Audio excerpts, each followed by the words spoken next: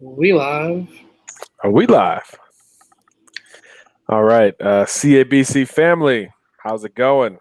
John Garcia Jr. here, producer Kev with us as well. A Mhm. little bit of a Monday evening session. Been a while, so we wanted to kind of start catching back up on several fronts from the Alabama victory, the latest Alabama victory, to some recruiting. I got to see several high school games in the last week since we last spoke. And then obviously the state of college football. There's a lot going on the field with some crazy results Saturday. And of course, there's plenty going on off of the field as well. So, producer Kev, where should this Monday night journey begin? And we will keep you updated on Denver KC for those NFL fans. I've got it on, and we'll any big plays we'll be sure to relay to you guys. Yes, I figured we would start with Alabama team news. I Okay. guess one of the bigger things coming out of the weekend. I mean, obviously, the game was what we all kind of thought it was going to be. It was a big offensive performance. Defense played well. Um, my prediction was 63-14. I missed it by 6 points, so I was kind of Mac bummed. Jones couldn't get you that second touchdown, huh? Mac Jones, man, I was banking on Mac, man. He didn't give me my second touchdown, and the game ended that way.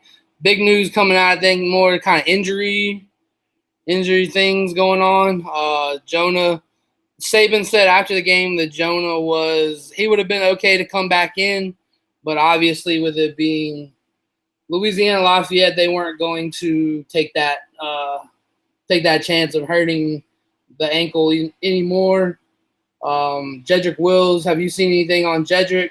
Uh, I'm actually looking it up right now. I forgot to do okay. so Um, beforehand, but I'm sure it hasn't been blowing up my timeline, so I'm sure he's good. I'm sure they're all good. They're just Yeah, Henry Ruggs was a little bit banged up on that.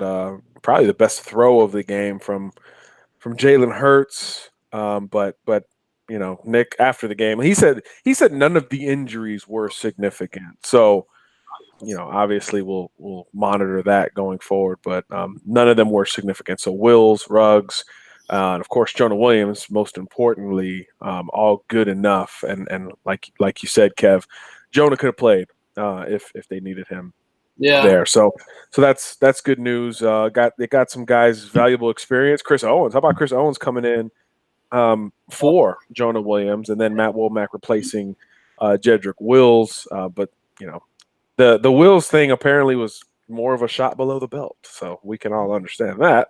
Yeah. And so Ruggs, I guess, would have been the one that looked the worst and might have had the longest lingering effects. But even that one looks more like, hey, got the wind knocked out of him, a little bit shook up, but good to go. So it doesn't look like either three are going to miss any time at all, which is obviously great news. Because really, I mean, when you schedule games like this, and Nick kind of said it already, it's kind of like, what does Alabama get out of it?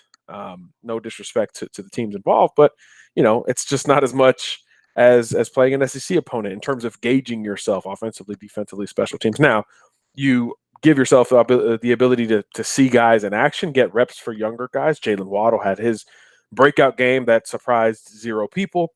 The other guys, Josh Jacobs got more of the lion's share of carries. Defensively, a ton of rotation. Even with the first group, you saw some more DBs and D linemen rotated in, so everybody got to dip their toes in a little bit more.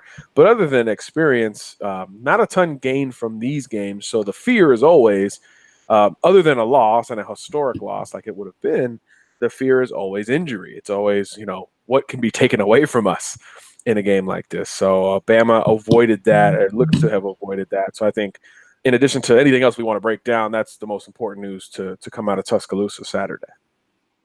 Most definitely. Stats wise, I mean, are we going to go through it? Oh, I mean, do we have to go through this? no, I I feel mean, like this is one of those. everybody saw the game. The Yeah. wide receivers played well. Both quarterbacks played well. Jalen Waddle had his game that we've all been waiting for. Yeah. kind of stock defensively. Everybody played well in that first unit, I thought, especially the secondary. They weren't tested a ton, but they really made Louisiana one-dimensional. The running game did produce some yardage for the Raging Cajuns, but obviously the most of that was in garbage time when most teams would elect to not run the ball against Alabama. So I thought the defense looked really healthy, really strong, balanced, better game for the linebackers. I know we've been kind of tough on them. So that was a good confidence builder, I think, for those guys. And like you said, everything was kind of on all cylinders. The bigger questions now with when it comes to stats and conversation is, I mean, is Tua going to play long enough to warrant some of these awards that he is? What is he still the Las Vegas odds-on favorite to win the Heisman? Yeah, he's still the Vegas favorite. The big mover of the weekend was Kyler Murray. He jumped Will Greer. He jumped Will Greer and Haskins. But yeah, Tua is still the leader. So I mean, but realistically, I mean, is he gonna have the? I don't think so. The stats that they're gonna want to see. He's still over in fourth quarters, correct? Yeah, I mean, how can you judge a guy that can't perform in the fourth quarter? Yeah, he's unclutch, unclutch. Early NBA LeBron, unclutch. Let's not talk bad too much. We'll get some hate mail. Get some hate mail, but yeah, but you're not doing your job if you're not getting some hate mail. You're right. So I think that's true. So yeah, I think those were the big takeaways. The run game on offense looked pretty good. I thought they got some good push up front. Granted, it was against Louisiana Lafayette as well, but I felt like they showed up. They moved the line of scrimmage, and there was a lot of bigger plays in the run game. Yeah, I guess that's one area where people were curious. What happened to the O-line? They're terrible. They can't run block. Yeah, not the case. I think the injuries helped because it got you feeling better about the collective unit. Every rep that Alex Leatherwood and Jedrick Wills get on the right side are going to be valuable reps for the rest of this month. It's October 1st, but for the rest of this month, leading into November, when it gets a little trickier, all those reps are going to be very valuable. So they got their reps. You got Chris Owens and Matt Womack in the game at left and right tackle, respectively. Owens hadn't gotten that type of run yet in terms of going against another team's ones in a big spot, and he was protecting the blind side for Jalen Hurts for the bulk of his early reps, and I thought he did a pretty good job. And then obviously Matt Womack, we all saw what he did last year, banged up this year, finally back out there. So positivity for the offensive line as a whole, not only with those starting five, but with two guys can come in and feel okay about, feel good enough about.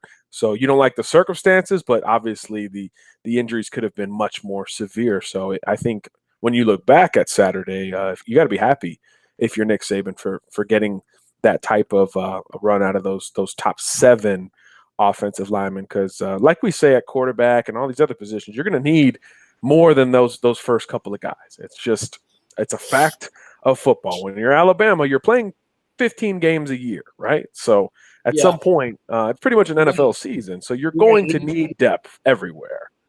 And Saturday presented that in a bit of a different way, but they obviously got to do so, and that was, I think, most important. Let me ask a quick question, guys, real quick. I got somebody talking about they're getting a lot of buffering. Is anybody else having these issues? Just leave it in the comments section for me. I got some people saying no, but just making sure this isn't what's going on. These chats are great. I wish everybody could see the chat. I know. I think they can. Well, they can if they're in here, but if they don't watch it live, they don't get it. They don't participate in it. Yeah. It's an underrated value. We're all multitasking, right? I got the game on, and a couple of windows on the old laptop. All right. I think we're good. We're good. Everybody good? Yeah, I think so. All right, bet. Good. All right. Well, we want to get into some of these questions. Talk the national slate. I mean, there's so many ways we can go here as we hang out on a Monday evening. Producer Kev, I'll let you steer the ship. All right, so we'll run through the gamut of the weekend real quick. 3-0 Broncos, by the way, for you AFC West fans out there. 3-0 Broncos. We'll hit up the weekend. Let's see. We'll go top 25 for the weekend. Obviously, on Thursday, Miami looked pretty good against Carolina. I'm still not. I'm not sold that means Carolina. I mean that means Miami is good. Definitely not. And we won't know after Saturday either because they got FSU, which we all know is going to be hot dumpster fire. It's gonna be weird. It'll be one of the weirder FSU Miami games, I would imagine. I'm from Florida, if you guys don't know, so that game has been one I've watched many times, and it feels weirder watching it this year than ever. Yeah, and then number 2, Georgia. I wouldn't necessarily say I guess they struggled a little early with Tennessee, but they put them away. They've been doing that, right? Like Georgia. Yeah, I just don't. I'm not sold on Georgia's. Like Georgia's offense has not looked like a juggernaut. Yeah, I want more. I want to see more from their offense, to be honest, than what we're seeing here recently. Okay, so here's Bama fans. Bama fans would be furious about that. Yeah, they'd be calling for. Like Bama fans got high standards. Like you guys keep it real, too real. If that was happening at Bama, they'd be calling for Justin Fields right now. Like, yeah, if this was the opposite, they'd be calling for Justin Fields.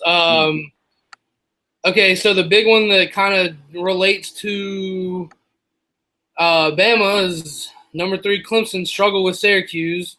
You got Kelly Bryant left, and then obviously T-Law gets hurt. Now you're relying on Chase Bryce. Chase Bryce, man, Dabo's got to be like wow. Yeah. So you just imagine his I wish there were more cameras on his face the moment that Lawrence goes down. Wow, that's the doomsday scenario. But they won the game. They pulled it out. They pulled it out. They won the game. Now, they got some help because 4th and 6, their best receivers in the slot. Syracuse doesn't even touch them. No reroute, nothing. And T. Higgins makes no reroute, no nothing. The only throw that Chase Bryce has to make in this whole game because Travis Etienne did whatever he wanted against that SU defense. The only throw Bryce has to make, 4th and 6, no reroute on T. Higgins, free release, 7 cut, wide open. I mean, I could have thrown that. And ball game. First down, and as soon as he caught that, I said, it's a wrap. I said, it's a wrap. They're done. It's done. Yep. Game over. I thought Clemson showed some grit, man. A lot of people are going to look at that as, oh, Clemson isn't that good, but I thought rebounding and getting through that. And let's not act like the Syracuse team is a conventional Syracuse team. Those guys were undefeated. That offense is crazy fast. They got guys. They beat Clemson last year. I mean, we shouldn't even have to pump them up. But so to do that with your 3rd string quarterback, I thought they were forced into what should probably be more of their identity with those running backs, especially Etienne. That guy's a star, and I think he needs to be featured a little bit more. And now they had to do it. They didn't have much of a choice Saturday, but I think that is going to be a blessing in disguise. Kind of like what we just said about Alabama playing those 2 reserve offensive tackles. You didn't plan for it, but now that it happened, you're kind of glad it happened, so you can be better prepared moving forward. And obviously, Trevor Lawrence is not out for the year or anything like that. I heard neck sprain today. Yeah, so it's not something, everyone's scared of the concussion stuff, and necks aren't anything. Yeah, they're not anything to mess with, but he could have practiced Monday. I don't know if he had by now. I hadn't checked, but that's where Clemson is. So that ship should be steadied, I would imagine, in a pretty weird ACC. Yeah, pretty sorry ACC right now. You could have said that too. So, And then we got the 4th-ranked Buckeyes at the 9th-ranked Penn State Nittany Lions. Penn State pretty much had that game in hand most of the game. Yeah. And then I guess Dwayne Haskins woke up and they got the come from behind win, and then the questionable 4th down call from Franklin that seals it. This college football is in love with the inside zone. At any point, they're just like, hey, like 9 timeouts went down. Hey, inside zone coming out of these timeouts, they won't be ready for it. Like, yeah, they were stunted right into it. With Chase Young. I mean, I thought at minimum you give McSorley a run pass option, roll him out, and he was one of the most athletic guys on that field the entire game. Much more dynamic running than Haskins, which I think is a stereotypical misconception the other way. He's sneaky fast. Yeah, he's a gym rat. Roll him out, give him a run pass option. You got big receivers. The Juwan Johnson kid made an unbelievable catch early in the game. You got good slot guys. Give them a chance to get open. Give them an option route and roll McSorley out. I mean, Nick Bosa's not in the game. He's out for Ohio State. Chase Young is the dynamic pass rusher. Roll away from him. Chip him with the back if you need to peel back. I mean, sometimes you overthink the room and you come back with inside zone. And it was 4th and 5. It's not like it was 4th and 2. Yeah. 4th and 5. Penn State didn't run the ball very well all game. So that was odd for sure. And I thought it was weird to see after what we've seen out of Penn State the last couple of years. It was weird to see Penn State struggle to run the ball. Yeah. So then we had 5th-ranked LSU playing Ole Miss. I didn't watch much of any of that game. So no point watching an Ole Miss game. No point. Or really an LSU game to be that. Well, I'll be watching LSU this weekend. Well, yeah. But LSU and the Ole Miss defense is going to be that defense that is a free confidence boost. Hey, things struggling, hadn't had a quarterback in 12 years. Come to Oxford and we'll open the doors for you. FYI, yeah. Joe Burrow and Tua Tagovailoa are the only quarterbacks. You're gonna get his name right one day. I know, but whatever. Just say Tua. Tua's they're the only 2 quarterbacks with over 1,000 yards and no interceptions this year. Yeah, and Tua's done it in about a third of the reps. Yeah. Throwing it out there. Yeah, hey, Joe Burrow. Look, nobody's saying he's a bad quarterback, but we're also not saying we don't know if LSU's long history of not great quarterback play is behind them or not. We'll get a much better taste Saturday for Joe Burrow. I always say the last name right when we're talking, but then when I get on air, I always jack it up somehow. Well, it was very whimsical when you say it, though. It was nice. I don't know. And then Oklahoma, Baylor, all I saw was Kyler Murray score 7 touchdowns, and that's really all I needed to know from that game. He's not terrible.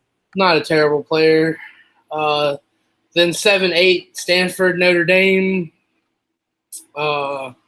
My mulligan and taking Notre Dame to go to the playoffs is looking better and better every week. Yeah, that pick's looking awesome. I mean, I don't think you were anticipating the Ian Book show, but this dude – yeah, this dude's rolling left, throwing back right, faking dudes out. I mean, this guy.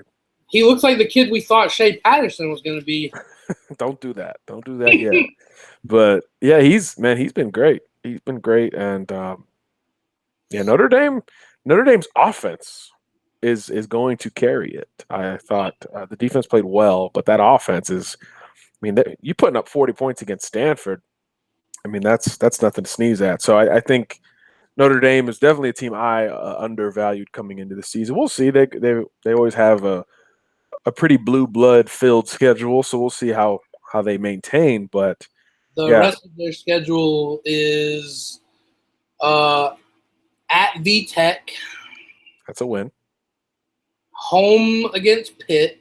That's an easier win. At Navy. Closer win. at Northwestern, Decent win. home against FSU. Preseason, I would have said, there's the game. Notre Dame, circle it. Now it's just another game. Home against Syracuse, and is that their best game? And then at USC. I mean, could you make the argument that maybe I'm, I went there for a little bit. Could you make the argument that Syracuse is the toughest game left on Notre Dame's schedule? Yes. Can you make this argument? I know you can make it via the records because they have the better record than everyone else, but can you make that argument in general? And if so, how about the Qs? Good luck. If you win that game, good luck holding on to your coach because that's usually how that works. Yeah. So, but that's Notre Dame's got kind of a nice schedule. Preseason didn't look so nice. No. We thought USC would be better. We thought FSU would be better. We thought Stanford would be better. But I mean, Stanford was bad. I mean, Stanford just beat Oregon. It's good. Okay, but Oregon, Oregon. And then Oregon turns around and blows Cal out, which I don't know what that means either, but just a little frustration. So, yeah, Notre Dame's schedule is pretty favorable. I think if they can run the table, they've got to be in, and that will knock out a conference champion. Nothing the SEC or Bama fans have to worry about, obviously, but something to keep an eye on. And as Kevin will gloat for the remainder of the season, yes, that was one of his playoff picks. And then, I mean, let's see. Really the only other game that I kind of was looking at, my Heisman pick at the West Virginia Texas Tech game. Will Grier had another good day. Good pick. Former Bama receiver T.J. Simmons making plays for West Virginia. Saw that one on early Saturday. Yeah, their offense is kind of crazy too. They're rolling pretty good. Can't wait for them to play Oklahoma. That on. It might be like 95 to 88, something like that. Yeah. Speaking of quarterbacks making moves, changing teams. I mean, if Will Grier stays at Florida, does Jim McElwain get fired? This could shift the whole paradox. Obviously the circumstances weren't really in Jim McElwain's control, but should they, not exist, maybe this whole shift of momentum doesn't even happen. Kind of crazy to think about, but quarterbacks moving and changing teams are going to be a thing for a very long time. And right now, every time we go from week 4 to 5, apparently for the rest of time until the change rule, it's going to be pretty weird and a little unpredictable. So you get real weird. Yeah, a lot of teams changing quarterbacks, and then you get to week 4 and you're like, what's he going to do? Are they going to bring him out? Of course, there was no worry about that at Alabama, although the fans cheered as if there was still a decision to be made. But at other places, yeah, that's going to be a part of recruiting and a part of how you manage quarterbacks. It's going to be kind of unfortunate. Maybe I'm old, but it's kind of unfortunate to me. I just think leaving your team a month after the season is just not something that I would have ever done. We had an 0-10 season in college one of the years, and people wanted to leave and would have loved to leave, but they largely didn't. There was an underlying sense of, I mean, obviously we didn't know we were going to go 0-10 in week 5, but there was an underlying sense of, we're going to dig out of this hole. And when we finally got that first win, it came the next year. But when we finally got that first win after that streak, it meant a lot. It meant a lot, and it was validation for the longevity of the commitment between us. And obviously, it's a much smaller scale, but still, there was something to be said for that. In this day and age, if Kansas or Rutgers is going 0-12, I mean, our dudes are going to just start bailing. They're just going to, hey, I only played 4 games, so I'm out. I mean, and that's obviously an extreme example, but the quarterbacks are going to be doing that in general. And I just, it just doesn't feel right. It doesn't feel right. I get it. I get both sides, really. He's doing what's right for him. Like, it's not like this guy, Kelly Bryant, wasn't a starter. This man started an entire year, had won a conference championship, and went to the college football playoff. He ran into Alabama, but obviously nobody was going to beat Alabama last year. That's something that we basically learned at the tail end of the season. Nobody was going to get in their way of a championship. Nick had an ace in the hole, and he played it at the right time. So, I mean, it's not like he doesn't have film for the NFL to decipher. And what's even weirder is it's not like Dabo Sweeney said, "Hey, Trevor's the guy, period." Like I don't think it was going to be a 99% of the reps to 1%. I think it was going to be something like we're getting in watching Alabama, something sort of 60-40 when all is said and done. But he'll go somewhere and he'll be a part of the, quarterback sweepstakes for next season, along with probably 2-3 other guys that we're not even talking about right now. So story for another day, but it is an interesting time, to say the least, in week 4 and week 5. But I'm glad we're beyond it. I'm glad we could just talk ball and kind of look at the rosters as they're constructed. Yeah, it definitely is going to be a weird thing moving forward. I just, like you said, we went that year, and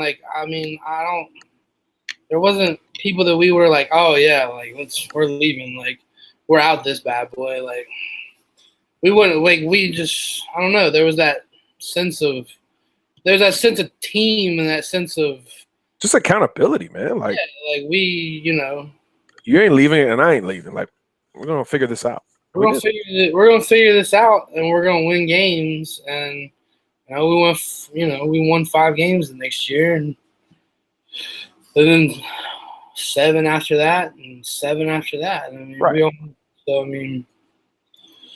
It was just, I can't picture myself leaving mid season like that.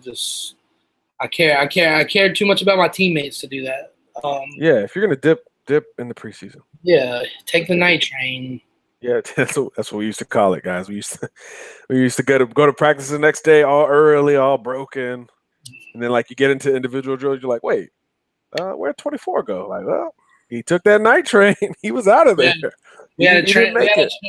We literally had a train that ran right on across the street from campus, and it usually came through about midnight, and that was our running joke. We took the night train. Yeah. So we got. So yeah, I mean, the rest of the country. I mean, obviously the undefeated Kentucky right now. How about Kentucky? Looking pretty good. Yeah. Benny Snell should be getting some Heisman hype, I believe. But Trey Sanders told me he's been watching Benny Snell closely. How about that? And then I said, "Oh, is Kentucky recruiting?" He's like, "No." I'm like, "Okay." Yeah. Moving on. Moving on. But it's just, you don't expect a number 1 running back in America to single out a Kentucky running back as the guy he's really been kind of tracking this year. But here we are. He did say, Bama fans, he did say that he's been watching Bama very closely, perhaps the closest of all the schools that are in on him. He actually said, hell yeah, when I asked if he'd been watching Bama. So there you go. Shocker. So with wrapping up the around the country or whatever, we'll move into a little recruiting news. I know you got to see some guys this weekend, and on Friday, you want to give us a little insight on who you got to see and what came out of those combos, if anything. Yeah, Saturday, IMG Miami Northwestern, home of Amari Cooper back in the day, Teddy Bridgewater, older guys, Antonio Bryant, former Cowboys receiver, a lot of guys, Levante David, current Bucs linebacker. Miami Northwestern is a staple of South Florida football. They went up to IMG and ran into IMG. So IMG was coming off of the only loss in program history, and they were pretty pissed off about it. So they won the game 34-7 with a running clock in the 4th quarter. And Trey Sanders and Evan Neal, the 2 5-star Alabama targets and each a former Alabama commitment, were able to speak to them after the game. And guess what? They're both coming for the Iron Bowl. They will both be taking in that game as official visits.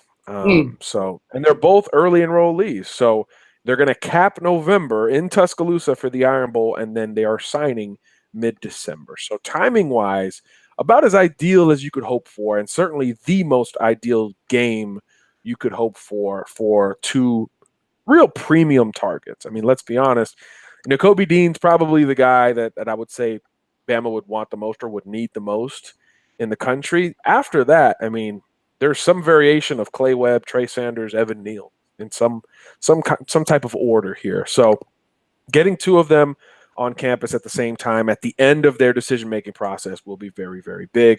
Both of them are as familiar with Alabama as can be. As I said, they were both once committed when they were younger stars. So pretty ideal situation. Both guys don't really have a date that they're going to decide. And they're going to take other visits as well, of course. But getting them on campus together, I think, will be a pretty big deal. And if you're wondering how they look, they both looked just about as good as they always do. Evan Neal is becoming one of my favorite recruits in this class, not only because of his sheer dominance at 6'7", 360, but this dude is the unquestioned leader of IMG Academy. Him and Nolan Smith, who's probably my top player in the country, those two guys set the tone at IMG from captain lines to stretching to how to deal with injuries. They had a junior player have a hip injury and he was down. They had to bring out the car and stretcher. It was kind of scary for a minute. Those were the guys, kind of coordinating everything. Hey, let's get on a knee. Let's pray. Let's do this. I mean, it's just things you don't get watching video. You have to be there. And Evan Neal is as high as can be in terms of the want list if I'm Alabama. He has everything you want. Still plays with fire and a chip on his shoulder. Just because he's calming dudes down doesn't mean he's not edgy. He's got everything you want, and he is a clear offensive tackle. We've been worried about that for a couple of years with his weight fluctuation, but that dude is a bona fide left tackle, and I think that's where he plays at the next level. And then Trey Sanders, what I like about him is he is watching. I mean, we just told you he's watching a lot of college football, right? And he's starting to adjust his game based off of that. Still a good runner, still powerful, better speed than you would think on a bigger body, but he has lost weight, and I thought it was just a result of the season. I was joking with him about it, and he says, no, I'm doing this on purpose. I want to maximize my space ability a little bit more. I want to be a better pass catcher. I want to be more elusive in the open field. Some of the things that perhaps he wasn't the best in the country at. So with both of those guys on the field, you kind of know what you're getting, but to see the progression and the maturity off of the field, I think it speaks volumes, because these guys have been about as in the spotlight as you could be as a high school recruit. You go to freaking IMG. They were both committed to Alabama as like 15-year-olds, and they've handled things pretty well considering all of that. I couldn't imagine handling that at 15. So they're still growing. They're still wanting to learn and get better and compete. And that's, I had an SEC coach I was texting with in the last couple of days, and he was just like, they feel like Alabama guys. And I was like, maybe, they're both taking the visit, whatever. But that was kind of the feeling. They kind of get it. They kind of get it. And that's not saying they're both locks or anything like that. Miami's a legit threat for Neal. He's going to visit LSU, and Trey Sanders has like 9 schools that he's mentioning at this point. So there's a long way to go, but there is a certain level of maturity and competitive drive with each guy that does make you think, at least culturally, they will fit in Tuscaloosa should they elect to go there. Yes or no? They both end up in the class. Your opinion, strictly. Yeah, I've had them in my projected class for the last however many. I just think that there's a need, there's a spot. There's so much familiarity, and like I said, there's just something about the culture that they fit. Not done, not a done deal, not a lock. There's probably no such thing as a lock anymore, except for Paul Tyson. But I still think they both end up at Alabama. That them taking that late visit right in front of that decision window with no other dates locked in, which is true for both of them, I think I think speaks volumes. I think it tells you that this was during the season as they play games on Saturdays like they did this weekend and travel across the country. Tough for them to get to any games. I think Evan Neal has been to one game, and Trey Sanders has been to his brother's game at Florida and his official at Texas, and that's it. Tough for these guys to set visits. So for both of them to have a visit set, 8 weeks away from right now and locked in, I think speaks pretty highly of how they feel about Alabama. You track what they say, but you track what they do and kind of how they do it. And I think Bama's got to feel solid about their chances right now. I think that's a good thing as far as them going to IMG. You know, they're not going to be participating in playoffs and state title games and stuff like that. So at the end of the year, yeah, that's true. They get to go to these games at the end of the year. It just so happens that they'll be in Tuscaloosa for the Iron Bowl. So right, but think about that weekend though. You got Ohio State, Michigan.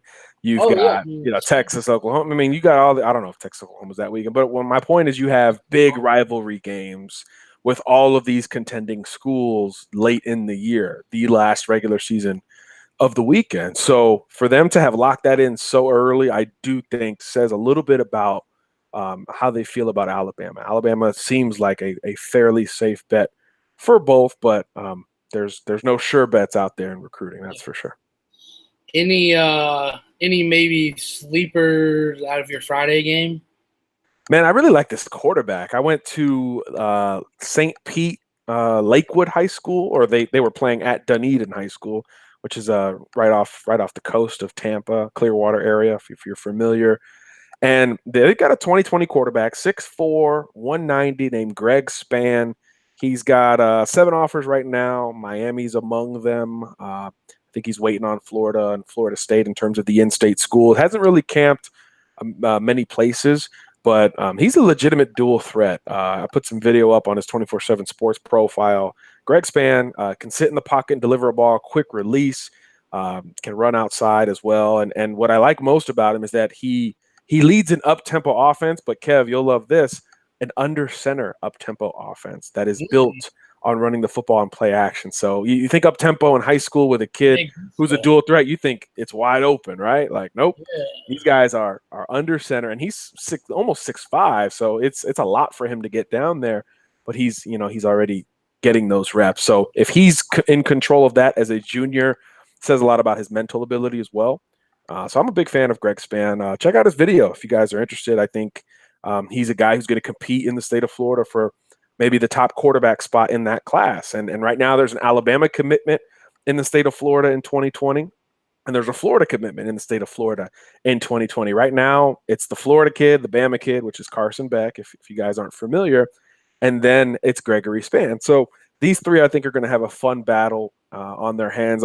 It makes me want to go see Carson Beck, the Bama commit, because the question I got over the weekend from my peers at 24/7 is, okay, you've seen Spann. One of our other guys went to go see Beck a few weeks ago. Who's better? And it was a healthy debate where we really weren't sure. So I want to be the guy to go out and see both, so I can give a firsthand look. Quarterbacks are evolving. These kids are so much more prepared, man. I mean, you look around the country, right? Look at all these freshmen. There's so many opportunities for them to compete with high-level talent that you used to only get if you made the Elite 11 or something like that. But now they have all these 7-on-7s where they're competing against high-level kids, and there's all these quarterback gurus and all this stuff trying to find themselves a project kid that can turn into a whatever. I can't think of a. Yeah. What's my man? I know what you're trying to say. My man in California that we always Winfield. I can't stand George Winfield. He's at pro day with a broom. He's like, oh, here we go. He's got the broom out. Like, that's a realistic scenario, man. You know how many brooms are on the football field? A lot. Yeah, and then like throwing beach balls at him and shit. Like, duck the beach ball like it's a Samoan lime and diving at you. Geez. Nah. So, all right, well, that's cool. That's cool. Good to one more time the quarterback's name for everybody. One more time. Yeah, Greg Spann, Lakewood High School. It's the same high school that produced Shaquille and Shaquem Griffin, Ryan Davis, who plays for Auburn. Isaiah Wynn, who played O-line at Georgia, who's now with the Patriots. I mean, these guys have produced talent over the years, and Greg Spann is the next guy. I think he's a Power 5 quarterback all day long, mature kid, and a legitimate dual threat too, which is nice. And he's a junior, so he's got time. So, yeah. All right, so let's we'll shift gears into we'll try to catch up on this live chat here a little bit. Let's give some love to our folks. Big Bama Boy, Tim Mackey, William Lay, all these guys. Tim Mackey asking where we've been. I was busy. Yeah, I was traveling a lot. I didn't think we had to go live after ULL. Sorry, Billy. Traveling a lot to games and stuff like that.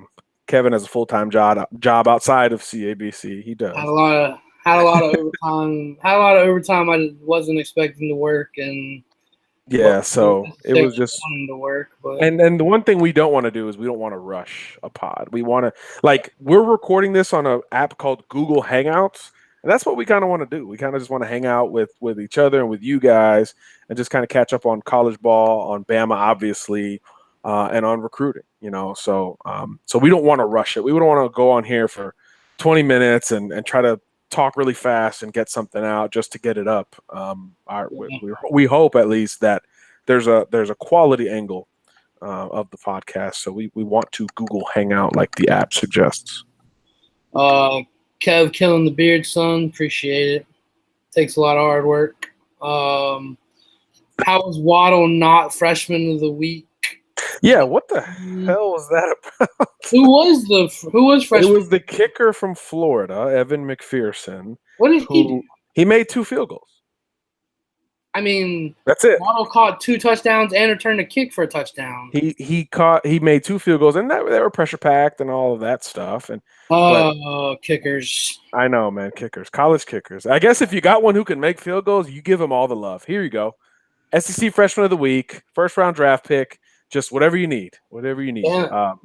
As we say that, Bama's over here like, can we just end now and let Will Reichard come kick for us now? Bama's like, I'm just trying to make this 27-yarder. That's all we're trying to do. Just leave Hoover early and come kick for us on Saturdays. Yeah. Real quick note on McPherson. He was a Dan Mullen commitment at Mississippi State and flipped to Florida like a week after Dan took the job. So for him to go back to Starkville and be the difference in 13-6 kind of game. Yeah, he represented 6 of those points, or 7 of those points, technically, with the extra point. So he was literally the difference between a game that was pretty ugly and with 2 teams that are being overvalued at this point, by the way. But yeah, he got freshman of the week over Waddle, which was a joke. Waddle had, what'd you say, 200 yards and 3 touchdowns? Oh, yeah, 2. He had, 3 touchdowns and a punt return touchdown?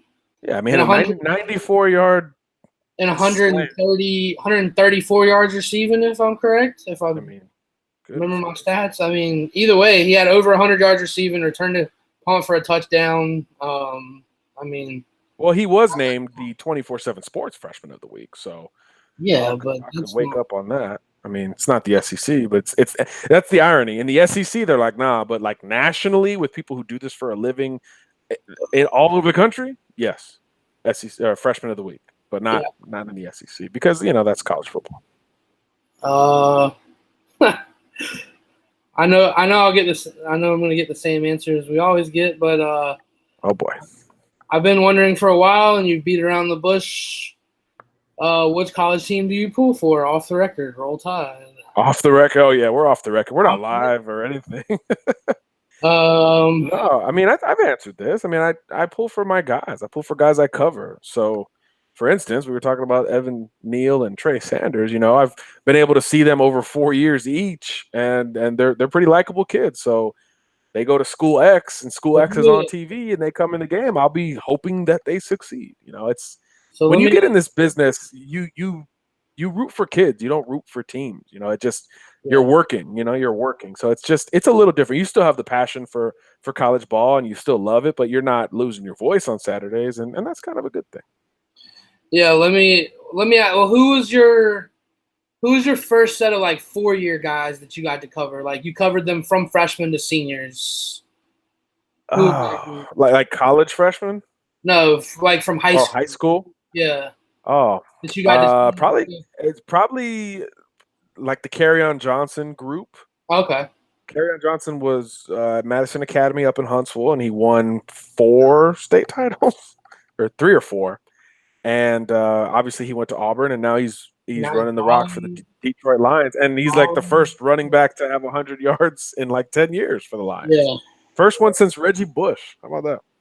Reggie freaking Bush. Reggie Bush, who nobody remembers, played for the Lions. Yes. Yeah, he had a Reggie short Bush. stay. Let's Yeah. see. Kentucky beats So Georgia. yes, I root for Carry Johnson, Bama fan. Sorry. Great Kentucky kid. Kentucky beats Georgia. Our boy Sense of Tumor. Miami is not good. You're right. Let's see. Uh, Miami went to a redshirt freshman quarterback too. I mean, everybody's just going young at the I'm not. game's most important position. It's amazing.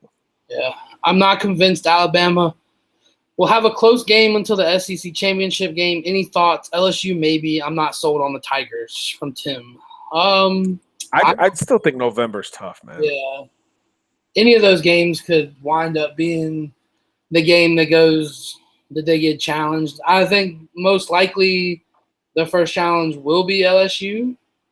Um, You know, yeah, LSU and Auburn is still LSU and Auburn. Like yeah, it's gonna let's. be.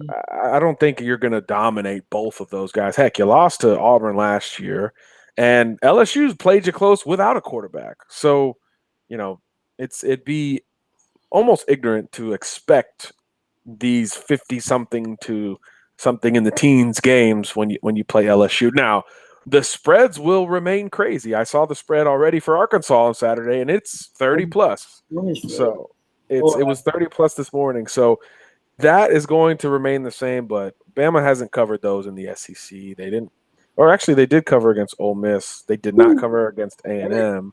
Alabama minus 34.5. Yeah, I mean, that's crazy. They played A&M within a touchdown, and A&M in theory gave Bama its biggest, test this year to this point. So, yeah, I'm not going to buy that big spread, but in terms of being challenged, yeah, I think November is that time. You got to go to Baton Rouge. That game's going to be At at night night. in Yeah, Baton Rouge, always a yeah, tough place to play. yeah. I mean, that's not going to be easy. And then Auburn's Auburn, man. Yeah, it's in Tuscaloosa, and that's great. But that front seven ain't going nowhere.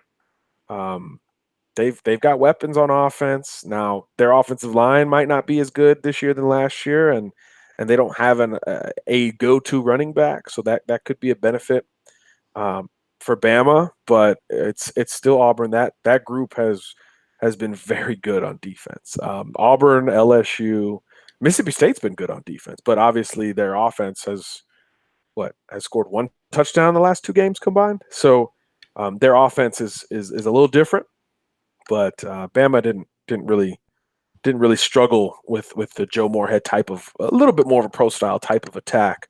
Although with Nick Fitzgerald, it's never going to be truly pro style, and he was missing a bunch of open targets at home against Florida. So it's tough to think he's going to go to Tuscaloosa and really challenge Bama. Yeah. Then we got Notre Dame at 12-0 goes to the college playoff. Sadly, I think you're right. I agree. Then we had some rebuttal saying they don't have to because they should have joined a conference. No, they shouldn't. You have a 1-loss Penn State or Georgia in the end. Who do you pick? An undefeated Notre Dame. Yep.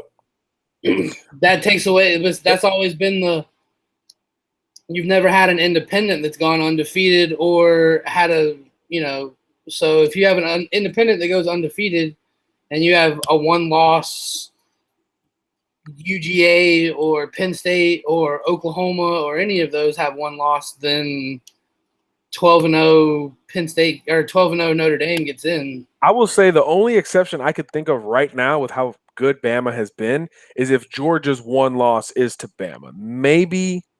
Maybe that one still gets you in over Notre Dame, but it's a brand. It's Notre Dame. I mean, they've gotten the benefit of the doubt in the past. Yeah. With the BCS and with the human voters. And they're already – it's not like they're sneaking up on anybody now. They're what, number 7 or 6? So they're gonna be in that top group all year long. So think they if and when these other teams begin to lose and they don't, they're going to vault them in all of the human polls, and we all know the college football playoff is a human deal. So Yep. I think it's hard to keep them out, but I could see if Georgia starts to look more like what we thought they would look like and start blowing people out for real, and they stumble in another close game to Alabama in the SEC title game, maybe, especially with the precedent that Bama didn't win the SEC last year and still got in, and we got a great playoff with Bama Clemson and then Bama Georgia. Maybe that precedent and that recent precedent helps UGA against them, but whew, I wouldn't bet on that. But yeah, one loss Oklahoma, it's Notre Dame all day long. One loss, whoever the heck wins the Pac-12, Washington, let's say, Notre Dame all day long. One loss, even Ohio State, you might still get that depending on how good. Remember, going into the season, Michigan State, and even Penn State, we all thought would be better than they have shown. Yeah. So it's not like the Big Ten is as scary as we all thought it was preseason. Of course, the SEC homers on here will be like, hell no, it was always the SEC West. It was never the Big Ten. Like, yeah, the buzz was all with the Big Ten preseason in terms of depth. So that's been a disappointment from that angle. So I just think an undefeated Notre Dame is in almost no matter what. How is Bama looking in recruiting with 2 months left on the current 5 stars? I think we kind of hit on that with Evan Neal and Trey Sanders. But yeah, Nakobe Dean didn't make it on Saturday. So that's, Nakobe didn't make it. Car trouble. Then I guess you got Clay Webb, who Clay Webb will take an official at some point. So that, and you've gotten him on campus twice for home games, and his mom, who had never previously been to an Alabama home game. So that's obviously big for Bama. A long way to go there. You got George Pickens on campus 2 weeks ago. You're trying to flip him from Auburn. A couple other wide receiver targets out there. The DBs on the board are taking later official visits. Noah Pola Gates, the kid from Arizona, who's becoming a fairly likely bet for Bama. He's going to take a late trip. You're still in it for some of these other elite defensive backs like Akeem Dent, the FSU commit, Tyreek Stevenson, the former Gator commit down in Miami. There's a lot of battles with Miami, actually. It's kind of weird looking at Alabama this year. Trey Sanders, Evan Neal, Akeem Dent, Tyreek Stevenson. Miami's in it for all those guys. So interesting battles developing there. So you wonder how their season could potentially affect that if they stumble at FSU, even that could be a big blow to Miami's advances. But Bama's in good shape. Like, look, these 5 stars aren't going to pop right now, but we're in October now.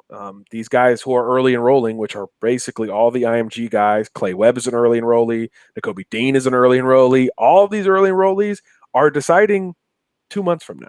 So it's crunch time. So every visit you get is big, and we know Dean will make it to Tuscaloosa at least one more time. Clay Webb has that official ahead of him. You just got Kayvon Thibodeau on campus for an official. So Bama's getting the 5 stars on campus and positioning itself for the contact period when these coaches will go out and sit with these guys. And obviously you're not gonna discount Nick Saban, Tosh Lupoi, these guys' ability to close if they're in the game with these guys. So that's where you want to be. You want to be in the game with some recent experiences. And with the way Bama's been playing, it's not like they don't have to, struggle to find a Bama game on TV to watch their position. So Bama's going to close very, very well. Don't know how many of these 5 stars they're going to get, but they're positioning itself very well. And like I said, the IMG duo setting that visit is massive. It's just massive no matter how you look at it. Yeah, it's huge. And then you also got Darnell Wright out of West Virginia. Yeah, Bama's still in there too.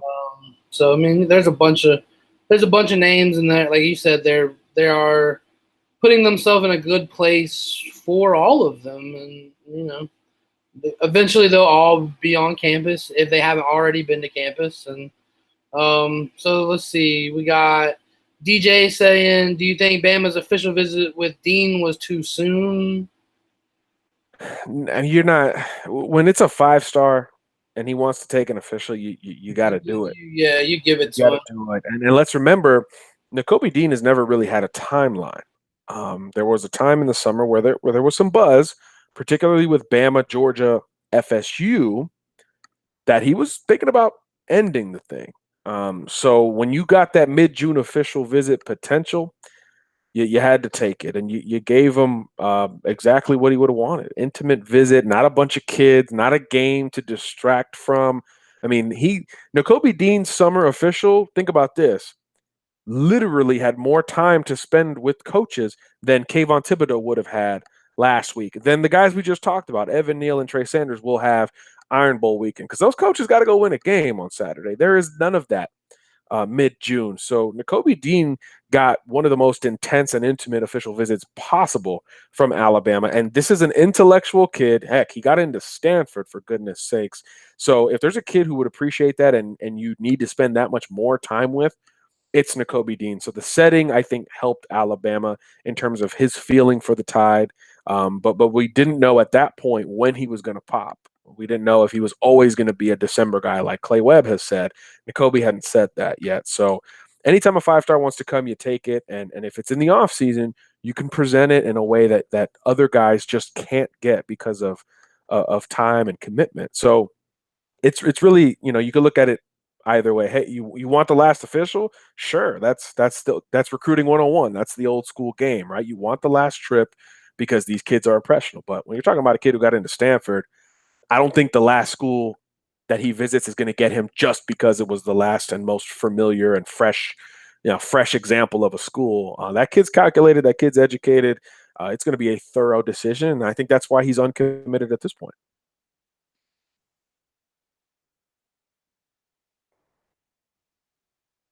I think we might have lost Kev there, but that's cool. All right. I think we should go to some of these other comments here. Let me get my scroll on a little bit. Did Webb go to UGA this weekend, William? I think there was some buzz there. I hadn't talked to Clay. Couldn't confirm 100%, but there was some buzz there. Look, Clay has family in Athens. He can get to Athens whenever he wants. He's an hour and a half from Tuscaloosa. He can get there whenever he wants. Very familiar with Auburn. He can ride with his buddy Bo Nix. Can go visit there whenever he wants. I mean, those three schools are going to almost round robin and get him on campus almost at will. And Bama's already done it twice. Like we said, he still has that official visit to take. So Bama will get at least one more shot with Clay Webb. But Georgia, Auburn, and even Clemson, I think, will get their shots as well. He's made that no secret to this point. And then let's see. Smart Guy says we will beat UA and LSU this year by 21 points. I think you meant AU there, Smart Guy. William Lay says Auburn was favored by 30 against Arkansas, and they covered, William. I think they won 34-3. Like, they covered that game. Yeah. That was shocking. I wouldn't put money on Bama doing the same. So do you do you want to wait till later in the week, or do you want to look at spreads for this weekend? Probably wait till later in the week. 10-0 or 10-10. Goodness, I can't read. 10-10 KC Denver NFL fans. I couldn't tell you the last score, but almost to half. But Patrick Mahomes has the football, and he's slinging it to the surprise of nobody. He's pretty good at football. Pretty good at football, yes. Again, guys are just ready sooner. And for those who don't know, Patrick Mahomes was basically the reason Baker Mayfield was out of there at Texas Tech.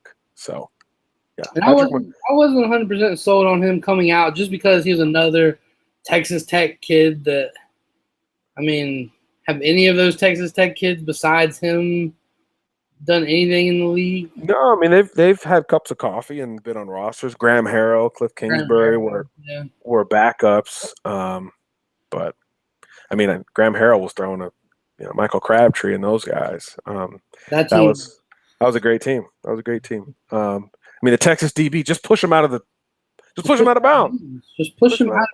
That's all you had to do. Just like, as a DB, that plays great play by Crabtree, but man, like just get him out of bounds. Yeah. So I know we had a Facebook question. Let's get into it. We got a lot of questions, man. You guys are active tonight. This is awesome, and it also exposes our lack of organization, but we appreciate it anyway. So Facebook, Shelby Ogletree asked, after all the coaching turnover last year, what are the chances our current staff stays put for a few years? who do you think is the next to leave, and who do you think could be the next long-lasting guy? Those are good. That's a good question. There's no doubt that Nick did not enjoy um, pretty much this time last year when Buzz started to really hit an apex with Jeremy Pruitt, with other guys thinking about leaving and being head coaching candidates. And he prepared to not deal with that this year by hiring younger guys who are known more for recruiting and not necessarily for being great coaches on the field, at least just yet. So I think that's going to keep guys around. I think Pete Golding sticks around for a while. Carl Scott is a pretty young coach.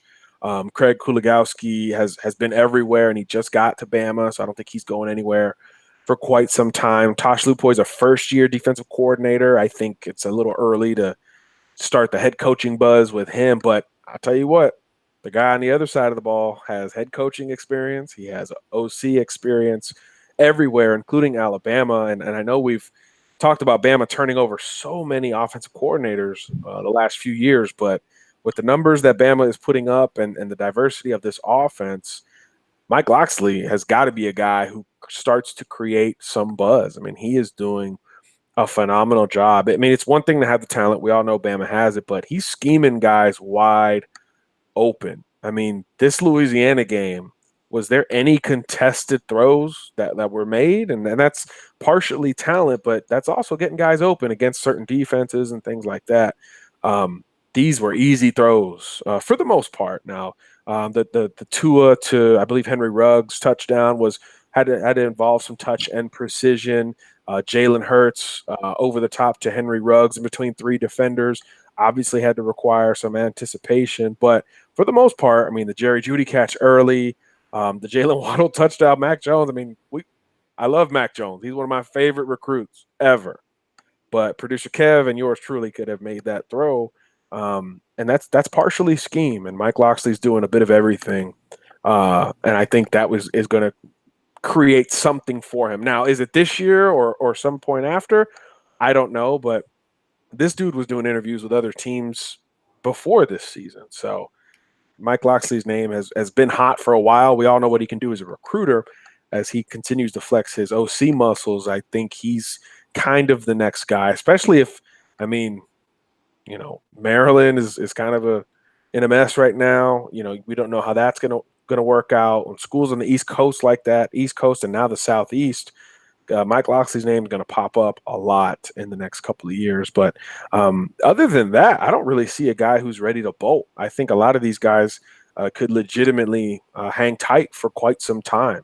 And I know that's something that Nick wants on the staff. It's something that he has not been able to enjoy with Lane Kiffin leaving, Steve Sarkisian leaving,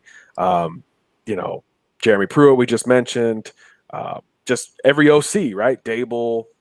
These guys have been bolting almost every year for one reason or another. Carl Dunbar, the D-line coach, left. Derek Ansley left. Guys going to the NFL to coach. So he's dealt with as much turnover as he ever has. So I do think that he made a concerted effort to not deal with that. But obviously with success, Nick Saban said it on training days, right? Preseason. He said, look, a lot of these teams have hired our guys because they want to know what we can do. They want to see what we do and try to make it their own. And that's why you're seeing all these assistant coaches against Nick, including the last 2 weeks with Billy Napier and Jimbo Fisher. So it's not going to stop, but it is certainly going to slow down. But Mike Locksley is the guy that I think at this point could be the next one out. Definitely. I think that behind Locksley, I think if he has two good years behind the defense, I think Lupoil will definitely be a hot commodity. I think there's been a little bit of his name gets thrown in there some places already, but I think that right now that it's not gonna be long. Yeah, now that he's been a coordinator and he's got the coordinator title behind him, I think it's going to be a matter of time before that one. And we all know what kind of recruiter, obviously, Tosh is. Obviously, yeah. Well, so he's been the best recruiter around for the last couple of years. Right. Yeah, that's something. A sleeper scenario, and if somebody was not thinking of this and gets the idea from me, I want 10%. Dan Enos Ooh. taking a gig somewhere else and bringing Jalen Hurts with him. Just Oh, popped in my head. Just popped in my head. It's like any given Sunday, Al Pacino dips out of that Miami Sharks team takes and he goes with Steamin' the Willie expansion team, B. brings Willie Beeman with him. Let's Take go. Willie B And with Willie him. Beeman was from Texas in Oh, that let's movie, go. I think, as well, by the way. Yeah, definitely. Like that'd be amazing. Yeah. That's my sleeper scenario because Dan Enos is a very, very respected dude. So I could see him taking an OC gig or even a head coaching gig at a G5 school or something like that, and Yeah. bringing the J train with him because there's no doubt that Jalen Hurts has made legit strides. Everybody in the country is impressed with his commitment to Alabama, and it's not like he's not playing in the meantime, Kelly Bryant. So Yeah. yeah, sleeper scenario. That's a good one. I like that. I like that. I will I'll make sure you get your cut on if that gets in there. Yeah, producer Kev, that's like your number one mission now. Didn't Enos whiff as a head coach? Question mark. Yeah, he was at like uh, Directional Michigan, one of those. I Uh, think Central. Central. Yeah, I mean that was what was that post Antonio Brown Central Michigan? Yeah. Yeah, yeah, sure. But we've seen when you flop as a head coach once doesn't mean you're done. I That's mean, something. look at all the people that Bama has produced. Right. Now they've all been former. They got a lot of those former head coaches that are now Yeah, have come absolutely. in. They've spent their years and now they've moved on. Yeah, Mario Cristobal, Lane Kiffin. Lane I mean, Kiffin, yeah, Sarkisian, like yeah. if it, How about Calvin Ridley linking back up with Steve Sarkisian? if Bama can turn around Sarkisian, I think they can turn around Enos Yeah, because yeah, Sark was a hot mess and before. let's be honest. I mean, flopping at Central Michigan, there's no shame in that. I mean, that's No, I that's a mean, tough gig, man. It's like Mario Cristobal, got hot at FIU and then flopped at the end. I mean, he's as Miami as it gets, and it's still tough when you're G5 and that G5 school is not Boise, Memphis, UCF, USF. It's going to be tough. It's going to be tough. Some of these Maction schools, it's going to be very, very tough, almost no matter what. So I don't think anybody's going to be too down on Dan Enos, especially if these quarterbacks keep doing what they're doing because he's getting credit. He's getting partial credit I for bringing these mean, guys along with Mike Loxley, and I think both of them are going to get rewarded for it.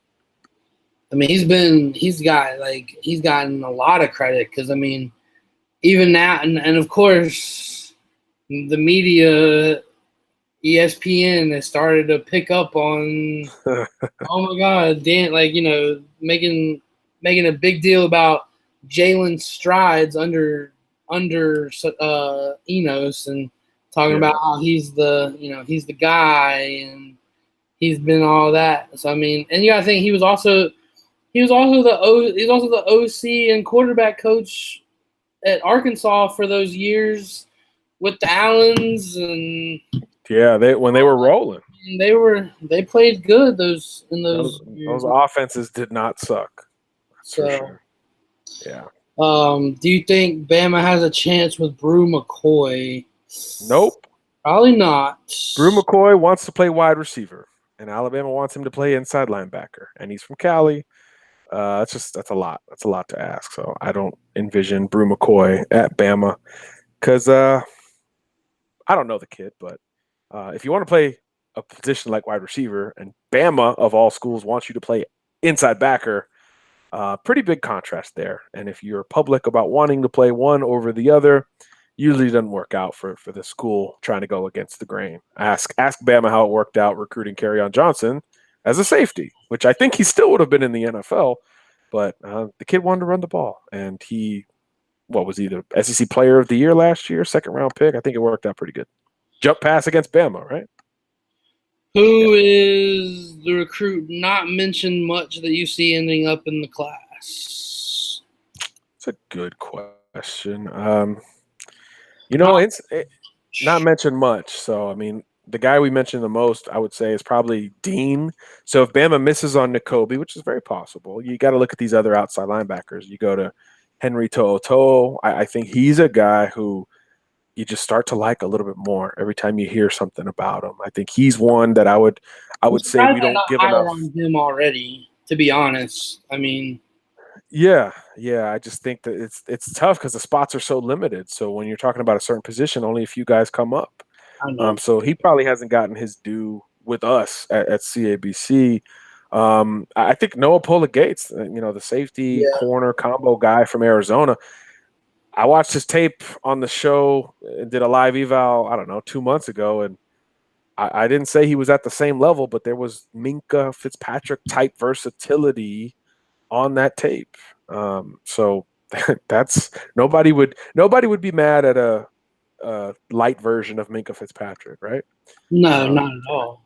I think he's got some of that in his game, and I think some of these running backs not named Trey Sanders are worth bringing up too. Bama's still recruiting Jerry and Ely, the Ole Miss commit. Although I hear that baseball is hey, I'm wearing a baseball shirt. That he's going to be a first round pick, and he's going to sign with a baseball team. Which who could blame him? So I hear that, but the LSU commit Tyrion Davis is still getting recruited by Alabama. There's still several other running backs in this mix beyond Trey Sanders, but obviously, he's number one back in the country.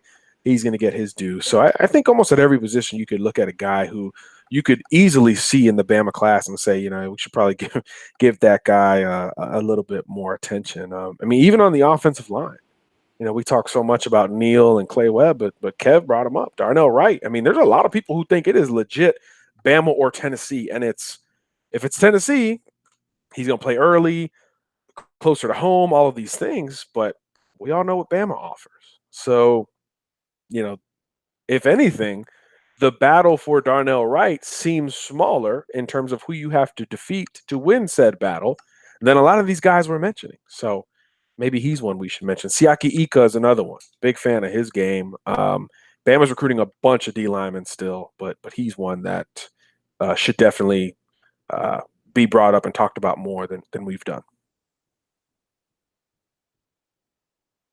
You see the latest question coming in? Oh, man. The running back from ING is Trey Sanders, by the way.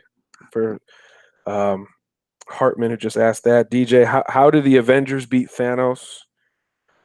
I don't know. Captain Marvel's coming out. I think she's going to have a lot to do with it. So we'll have to wait and see that one first. But where the heck has she been this whole time, right? I mean, that's the real question. So we'll see how that goes for you moviegoers out there. Atlanta fans wanted to run Sark out of town last year. Yeah, William, you're right, but that was last year. Now they love Sark, and they're like, oh, he's so creative, getting Calvin Ridley the ball, even though Calvin Ridley is getting the ball no matter where he's been his entire life. But he's getting some praise now. DJ says Josh Gaddis will be the next OC if Mike leaves. Yeah, he's co-OC right now, technically. So Gaddis is a popular pick. I wonder how he felt watching Penn State, Ohio State there down the stretch. Former Penn State wide receivers coach. He's definitely a name that Bama wants to have for the long haul. You don't leave Penn State right now for a stepping stone. That's a destination job for a lot of people. So if you're going to leave that, I would think it's for something pretty long term. Yeah. Yeah, you're gonna take the next step. Yeah, I don't know though, but if Mike Locksley leaves and after this year, Dan Enos would be under consideration for offense coordinator as well. So that'll be an interesting situation if it plays out that way. Kev, do we have any more social media questions before we get back to our loyal chatters? Raphael Monroy on Twitter. Hope all is well. What kind of numbers do you think Tua would put up if he played a whole game? At some point, he will have to. I love Jalen as much as the next Bama fan, but Tua is better quarterback, hands down. Roll Tide from Long Island, New York. I feel like there's a common theme when it comes to these questions sometimes. I mean, Yeah, I don't think we're having the debate anymore, are we? Yeah. So Yeah. I don't know. Really good numbers. Yeah. I mean, what is he Yeah. averaging? 3 touchdowns a game and a half. So Yeah. So you're gonna add another touchdown to at that, least, I mean, yeah. I mean, and another maybe 100. I don't think there's anybody who would be shocked if he averaged 325 yards and 4 touchdowns a game if he played, 4 quarters. Absolutely. It's 2018, man. That's great, but it's not even otherworldly like it used to be. So, Yeah. I don't. Yeah. yeah. Oh, never forget Ryan Fitzpatrick has thrown for how many more touchdowns than Troy Aikman? Uh, A bunch. bunch. Yeah. Yeah. The game has changed. Yeah. Yeah. Yeah. I think those are the only ones. Let me double check on. We got. I want your opinion on this, producer Kev. DJ asked how the Avengers are going to beat Thanos. Yeah. I just saw that when I came back. Like you want like actually like how I think it's gonna happen, or you want like All I said was that we'll see. I mean, Captain Marvel's going to have something to do with it, so we got to wait for that movie and yeah, I her mean, well, figure that obviously, out. yeah, Captain Marvel's the strongest person in the MC universe besides Thanos, so that'll have something to do with it. And then they've all like there's been talks about having linear storylines, so like things happening at the same time. Yeah, that's going to be tough to follow for Yeah, so I people think like me. I think she's gonna have something to do with it. I think either the time stone or Stark's technology is gonna have something to do with it, and that's how they're gonna bring those people back to life. Because I mean, they've already been confirmed in other movies, so obviously they're coming back to life at some point somehow. Somehow, some way. And Thanos gets beaten, unfortunately. But Pretty great villain. yeah, I mean, I've been really, I was really, I was really happy with the way that went down. Oh, What's that? I got a picture from Trey Sanders' Instagram. What, did he commit or something? No, but he's in Florida. He's in another full Texas gear. Oh. Yeah. Yeah, it was his birthday. It was his birthday. They got him a cake. So, and no, we don't have no Instagram questions at this time. All right, we can jump back in the chat then. Our peeps in there. Back to our live peeps. Peeps. That was a long time ago. Also, the worst Easter candy on the face of this planet. You know how I know you have young kids? Yeah. Also, I put one in the microwave when I was in college. Don't do that. Don't do it. They get real big and then they explode and then they like glaze over in the microwave. It smells really bad. Let's see. Who's the best recruit you've ever seen? Oh man. I feel like best overall recruit. I mean, that's a lot. Well, I'll start so you can think. Yeah, you go. Okay, so I have a couple. Best recruit that I've ever seen that I'll go to 3 different levels. So played against in high school would have been played against Brandon Spikes, the All-American from Florida, and why don't you tell them what happened when you played against? I mean, we don't really need to go into that. I think it's a great story. I mean, I was the pulling tackle on counter, and he tackled me into the running back. No, not that one. The one where you got in trouble. Oh, well, he cheap shotted my quarterback, and I got thrown out of the game because I told the ref to go fuck himself, pretty much. There you go. And that's not blurted because we're live.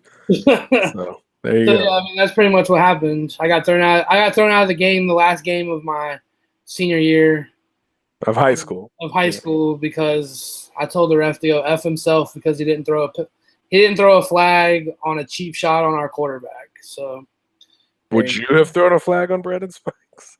I mean, no, he looked like he was 35 in high school, and I was a senior, he was a junior, and he looked like he was 35. Yeah. Best recruit that I've seen as a coach would probably be in person that I've seen would probably be as a coach be BJ Emmons, the former Yeah.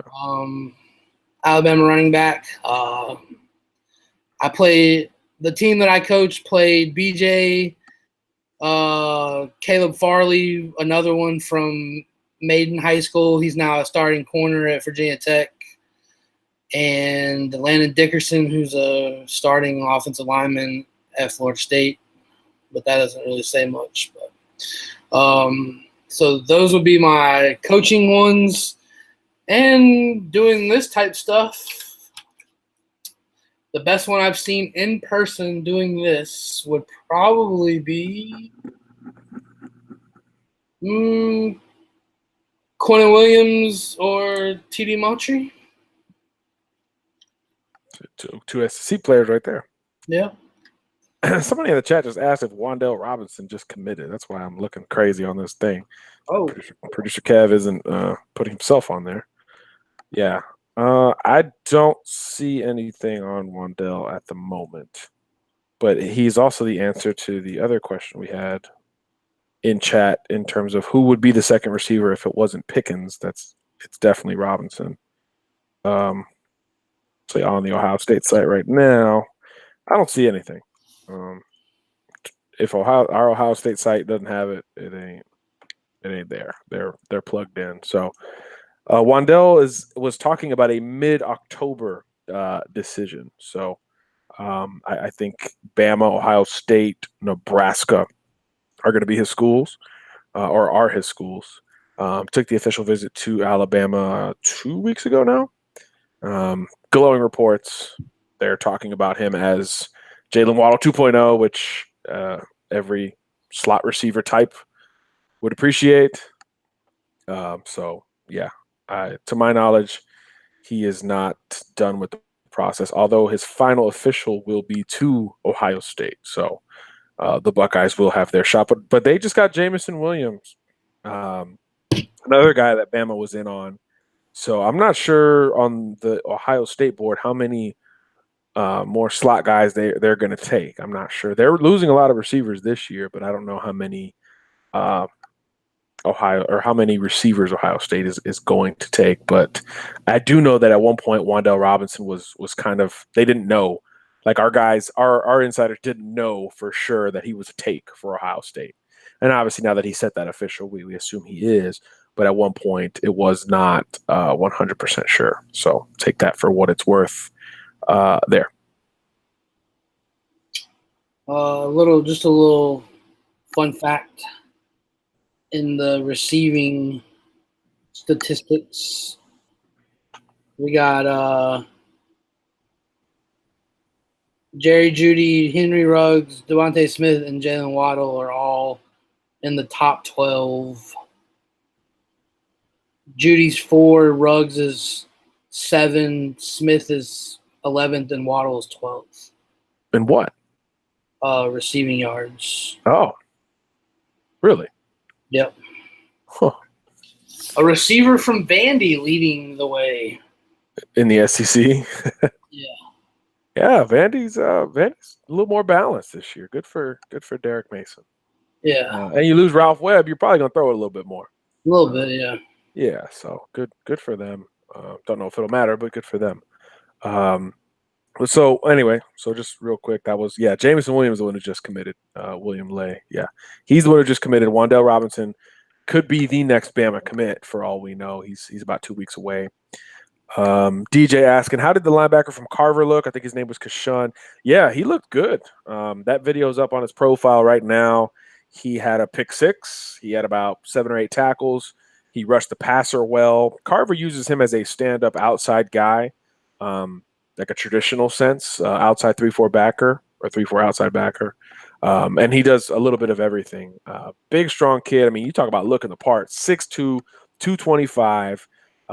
If you stood him and Mac Wilson next to each other at Carver High School as seniors, you would pick Kashawn Brown over Mac Wilson, just on the hoof, just for perspective there. Great looking kid, good in space, can close space very well, acceleration, explosive, aware. There's something about his game though that I'm waiting on. I'm waiting to see a little bit more urgency almost out of his game. Sometimes blue chip recruits, they get to this point where they kind of have it figured out at the high school level, and that's, we're humans, right? We're humans, but you just want to see that next step, that urgency, that rabid dog starving to eat. You want to see that as much as possible, especially at a position like linebacker and a guy who's going to be rushing the passer some like he does. I just want to see that a little bit more. You talked about that edge with Evan Neal. Would love to see that stretched out to more recruits. That's in Miami growing up, we said, does he have that dog or does he not? And I don't know after one game if he has that dog every play. And that's at the high school level. Reuben Foster had it. Rashawn Evans had it. CJ Mosley had it. You want guys who have it.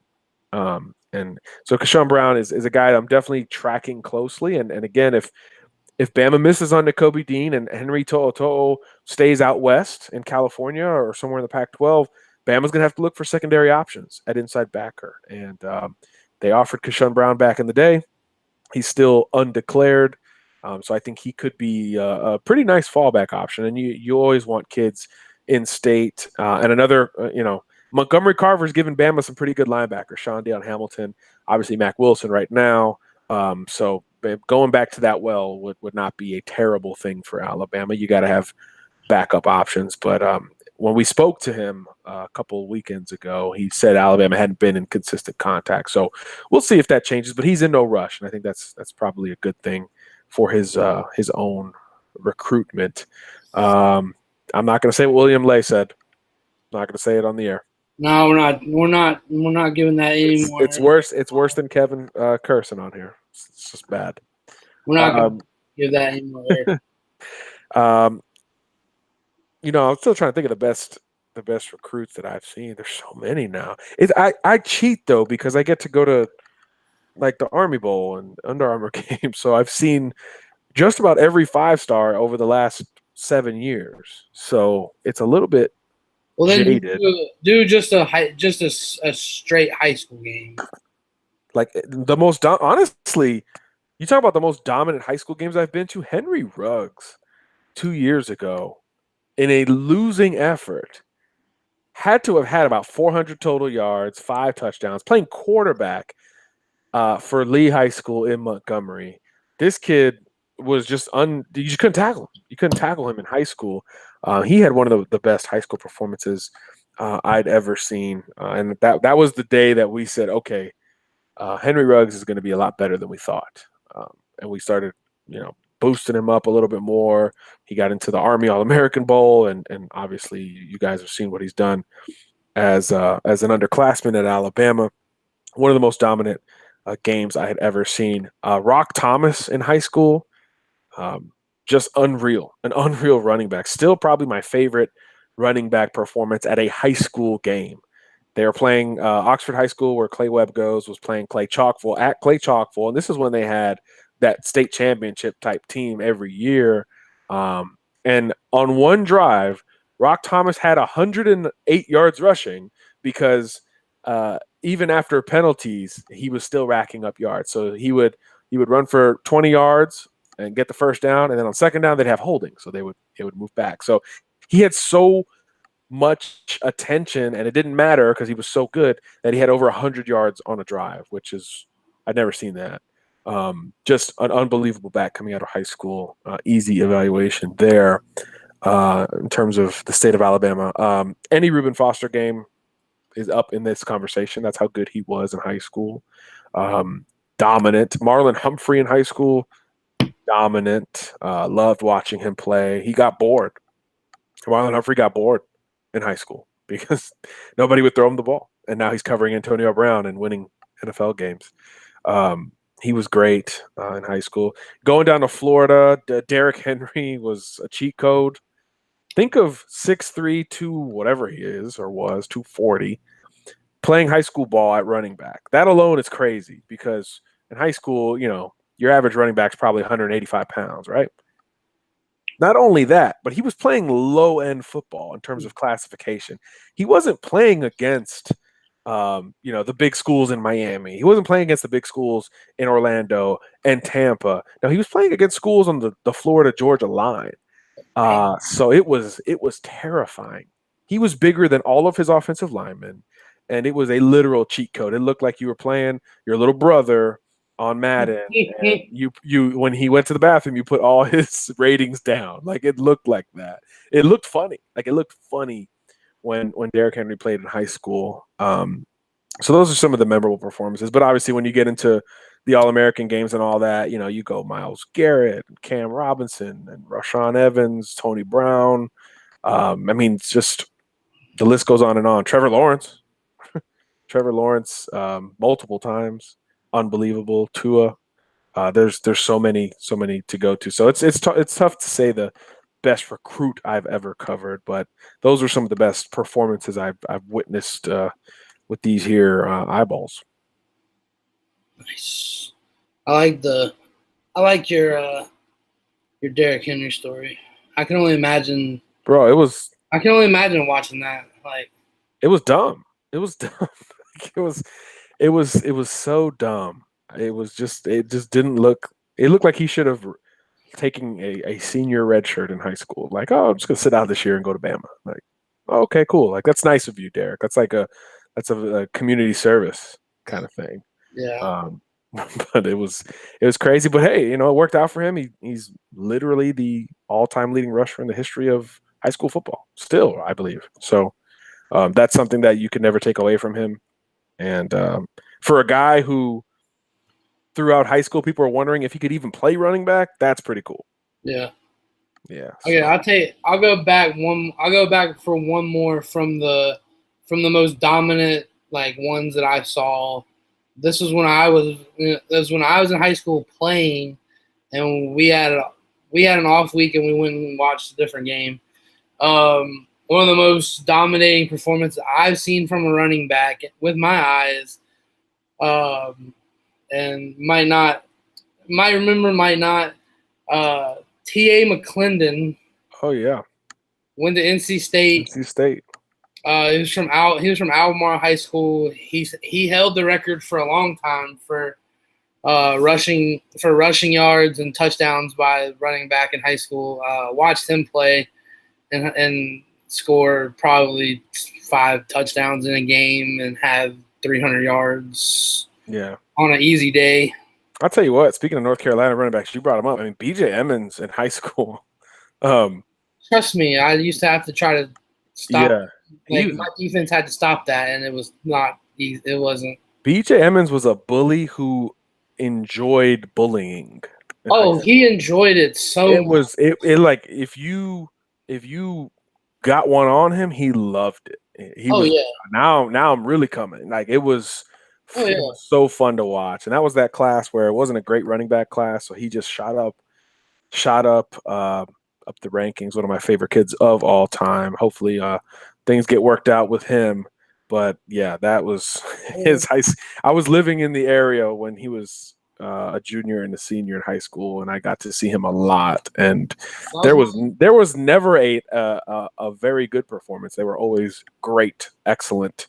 Yeah, that was my first year coaching in North Carolina. Yeah, and I was a defensive coach that year, and we were just sitting there watching film. Like, what can you do? Like, what are we gonna do with this? We have nothing for this. So this is the kid that he returned the opening kick. He returns the opening kick, and then he goes back out and kicks off. and then runs down on kickoff. And he's trying to hit somebody. Yeah, he's trying to hit somebody. He's busting the wedge as a kicker. It's awesome. It's one of the dumbest things I've ever seen. And I'm standing on the sideline with a headset on. Like, what are we supposed to do with this? I need to hit up BJ. We need to get him on the pod. I'll call BJ. I'll hit him up. We need to get him on the pod talking. Give me some Lane Kiffin stories. Or something. I need some FAU recruiting stories. They're bound to be amazing. Yeah. And like you said, I definitely I hope it works out for him. I hope he gets back into football. I follow him on social media, and he's doing some good things in the community around here with the youth and stuff. And I know he's finishing his classes at Hutchinson. He's doing them online, and yeah. Hope he finds his way back to the football field. Is all I can say, because he's too talented to not be on a football field somewhere. Absolutely. DJ says Percy Harvin was the best highlight tape he's ever seen. Yeah, highlight tapes are different. Let's highlight. We're talking in person, because you get the highlight tape like Noel Devine, Tavon Austin. That Tavon Austin Is You Rolling highlight film is probably the best. Percy was Lansdowne High School in Virginia Beach. Percy Harvin, that kid. Yeah, Percy, and I mean, just Percy tape at any level is ridiculous.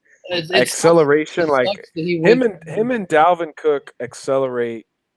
I just never seen it. I've just never seen anything like that. They accelerate at a different rate. Now Dalvin Cook's coming off the ACL. We'll see, but at their peak, those two guys could accelerate better than anything. It was unbelievable. But that, like I said, the Tavon Austin. If you haven't seen that, just Google Tavon Austin. Yeah. High school highlight film. He played at He was in DC, right? He was in the Baltimore DC area. He played for Dunbar. Yeah. The Dunbar Poets, and it's dumb. He doesn't get touched. It's like a 12-minute highlight film, and he doesn't get touched once.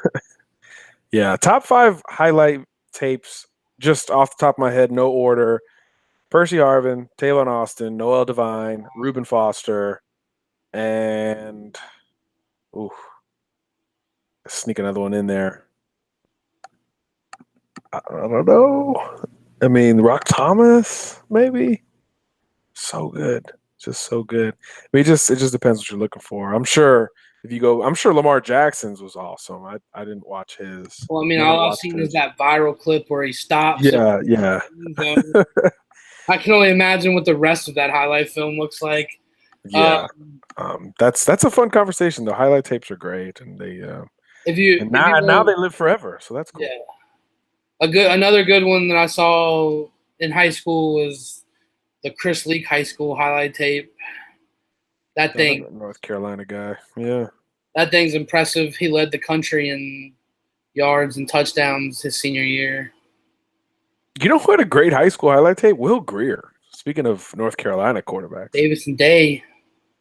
Ripping it. I mean, just ripping it. Mark Sanchez high school tape's really good. They played a bunch I like looking at the older ones, man. They're cool. I like going back and looking at what they did in high school. They're really cool. Michael Vick. Warwick. That highlight. How about the DMV with 3 of the best highlight tapes ever with Michael Vick, Tavon Austin, and Vick in the DMV? Huh? You're throwing Vick in the DMV? I don't know my geography very well, but I'm just saying Baltimore, DC, Maryland guys, just guys in that area, Virginia Beach, all of that. Newport News, bad news. All of that. How about them having some great highlight tapes? Allen Iverson's highlight tape is great. Allen Iverson's football highlight tape is amazing. Yeah. So my man should have played football. No, I think he made the right call. He's good. I mean, I know that, but we're saying even if he would have played football, I think he would have made it to the highest level. Yeah. William Lay said, "Is Nolan Smith the best I've ever seen?" No. Myles Garrett was pretty good. I think they're different though. Myles Garrett is that classic defensive end. I think Nolan Smith's this new age guy. He has all of those qualities though, in terms of just doing everything well from a stand-up position, likable kid too, energy guy, captain, mature, all the off-field stuff you look for. But probably not the best I've ever seen. I think that's a lie. I think a lot of people are debating if he's the best DN in this class. I think he is, but there is a debate to be had with Kayvon Thibodeau and Zach Harrison and a couple of other guys. So it's a lot to say if he was the best I've ever seen, though. That's a lot. A couple other submissions. DJ says Tyler Hayes was one of the best that he had ever seen. Demetrius McClellan says coaching against Cadillac Williams at Etowah was like looking at Barry Sanders. Hard to tackle so many moves. Yeah, Cadillac. I think everybody remembers him. DJ says Chris Rainey from Florida, good highlight tape too. Yeah, Lakeland High School, when they were on their run, they had the Pouncey twins.